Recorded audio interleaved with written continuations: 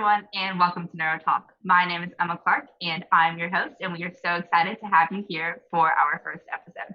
We are an interdisciplinary group of students that are a part of Neurotech at Berkeley, UC Berkeley's Neurotech Club, and we are super excited to have Dr. Robert W. Turner from George Washington University here today to pick his brain about all things neuroscience, sports, research, and just see what he's got to say for us. So thank you so much for being here, Dr. Turner. We are so happy to have you. I'm very happy to be here, and I'm excited to, share whatever, and hopefully I say a few things that your audience might be interested in. So yes, let's have at it. It's great. I'm positive that you will. So first, just to give everyone a little bit of a background on yourself, would you mind telling us a little bit about your background in sports and how that kind of contributed to your current work as a neuroscience researcher? Sure.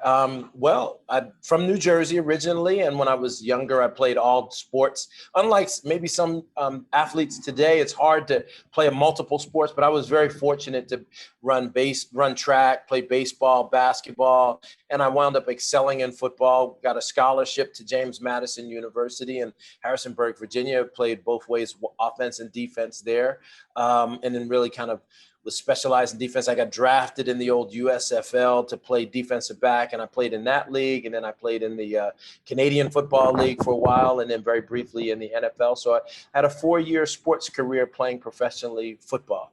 And then through that allowed me to decide, it took a while, but I figured that I wanted to be able to understand how athletes transition to their life after sports, which then really started having me look at the issues around sports concussions and chronic traumatic encephalopathy and the links between concussions and Alzheimer's disease. Yeah, definitely. So you mentioned obviously how through your own eyes of an athlete, through these sports experiences that created, I'm sure, a very firsthand experience in that transition because you most definitely went through it yourself. And so how would you describe kind of the dichotomy between expectation and reality of being a high-level professional athlete? Well, that's a big question, and we could probably spend an hour and a half on that alone. But, it really comes down to expectations, especially in a sport like football. When you're playing in college, you may have known that I've been involved with that. Well, for one, I wrote a book called Not for Long, The Life and the Career of the NFL Athlete. And it really looks at how the difficulty that some athletes have in their experience to transitioning to life after sports. I was also involved in the movie Student Athlete, which was produced by LeBron James, and it's on HBO, the documentary there. And it talks about, in that movie, we really explore kind of some of the ways that college sports can at times exploit athletes, particularly around the revenue generating sports, making lots of money.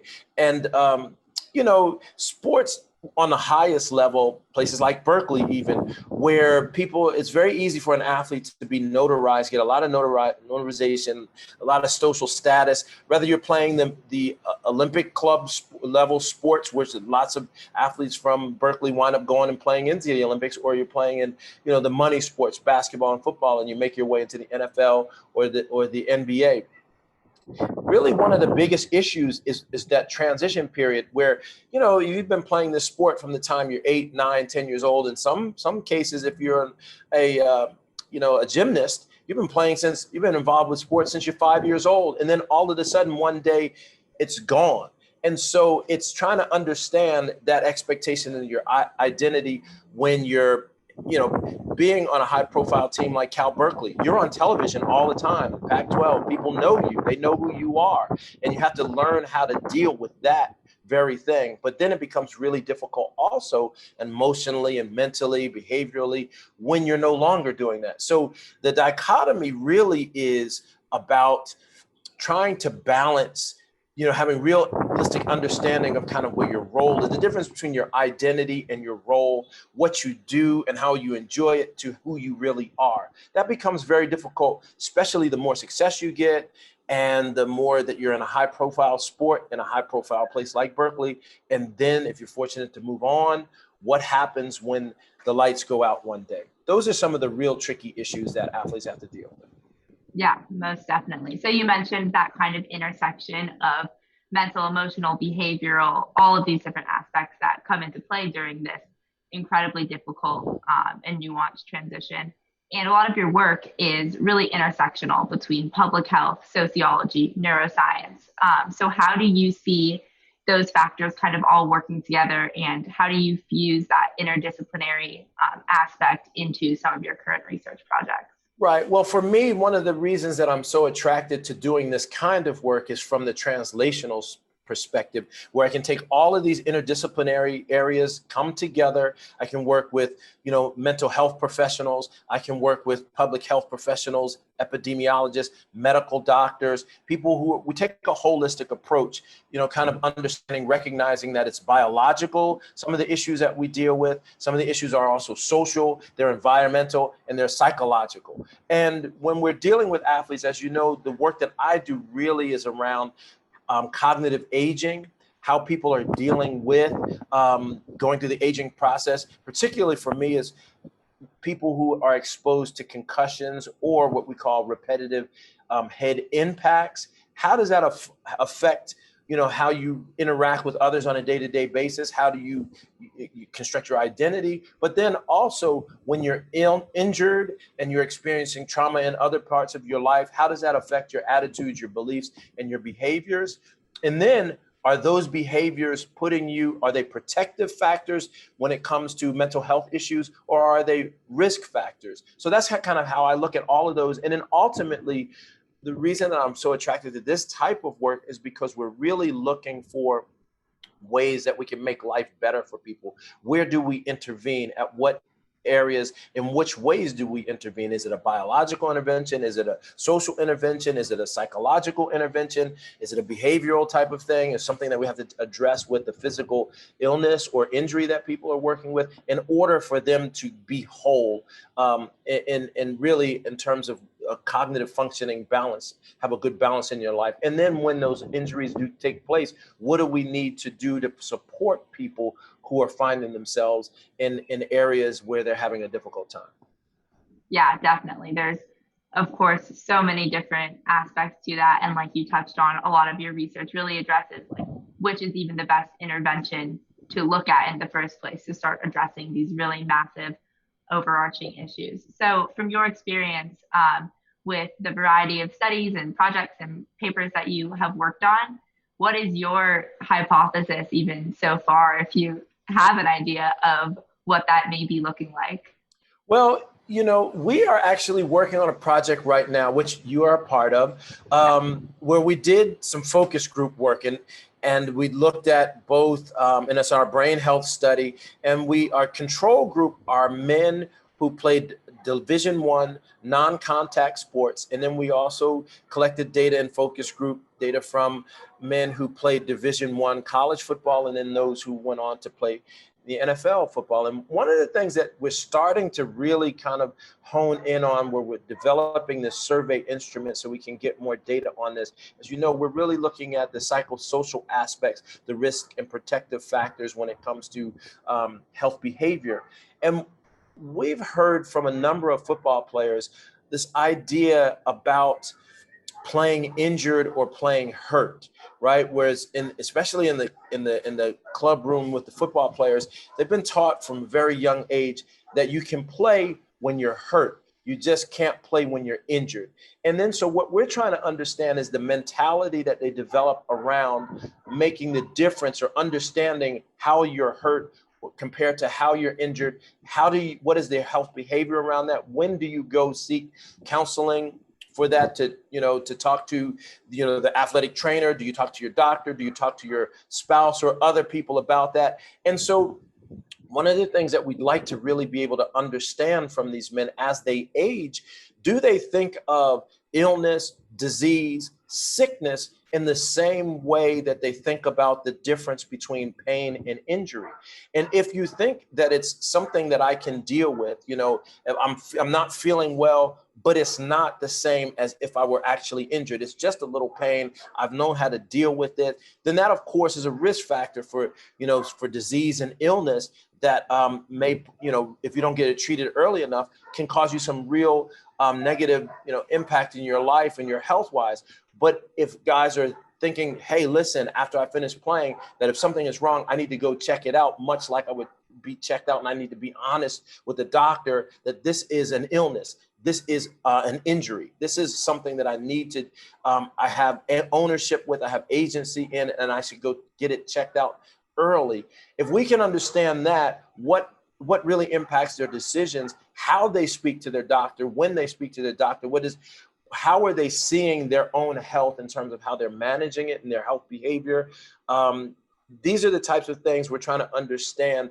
Do we see some differences between the non-contact athletes and the contact athletes? And in this particular instance, we actually really are seeing this, at least in the small focus groups that we've had. And now we want to develop an instrument to see if we can capture this and see if this is in fact something that has a big impact on a certain group's way that they believe and they behave about their health. Yeah, definitely. And a lot of that really is coming from that inner kind of subjective decision-making process about, is this worth talking to someone about? Is this a problem? Is this not? And I think that is something that we've seen, especially through the study thus far, is really, really difficult to measure, especially within people. And so kind of to pivot off of that, in a hypothetical world, if you could employ like some type of technology or new innovation that would make that process easier, what do you think that might look like? That's a great question. What would that be like? That would, I think, well, this is where I bring my sociology hat in, right? Yeah. So the question is, the behavior intervention, does it rely solely on the individual, or does it belie the responsibility of the institution? And so therefore, I think that we need to look at how messaging, understanding, and the structures and the way that people operate within them have to be changed in a way that people's health, that we are not putting undue stress on people where they can't make adequate and really strong decisions about their health.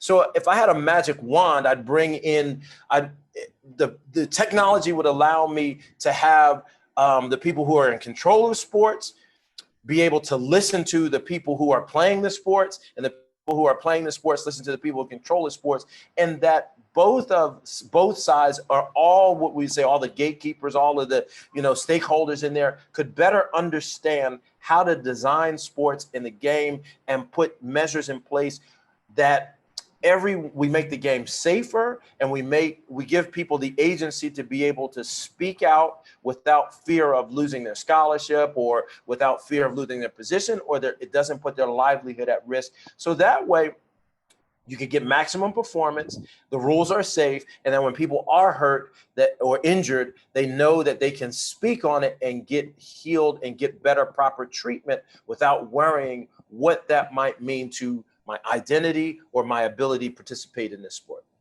Yeah, definitely. So some type of kind of more health-centric, empathetic mechanism of communication within these.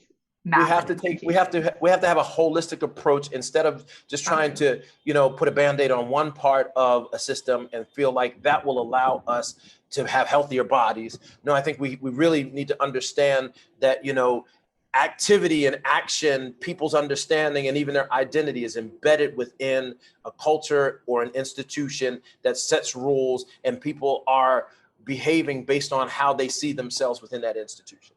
Yeah, most definitely. Well, I think we are running out of time just a little bit. Is there anything else that you would like to say to our audience of students, neuroscience enthusiasts, the general internet? Sure. I think what I would do is I would point them to kind of your experience that you've had in our lab, how you've come to us, through a mutual friend. You said that this is a career that I'm thinking about pursuing, this is a line of research or study that I'd like to have. Is there an opportunity in your lab? You made yourself available. You shared what it is that you're interested in doing.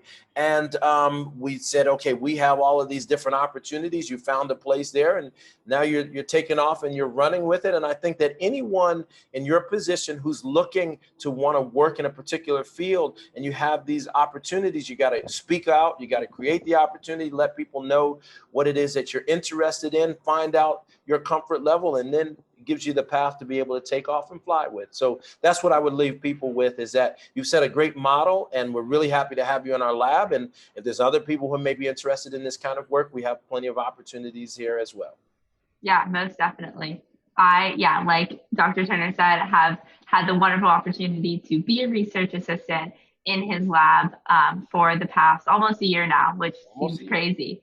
And so I have really loved getting to understand all of these on so many different levels. And we really appreciate you taking the time to chat with us here today. This has been incredible to kind of get to hear your take on lots of things. If anyone is interested in learning more about Dr. Turner's work, you can visit robertturnerphd.com. And also, if the study that he mentioned earlier about contact versus non-contact former Division I and NFL athletes is of interest to you or anyone you know, we are still actively recruiting participants, and you can visit brainhealthstudy.com to see more information about that.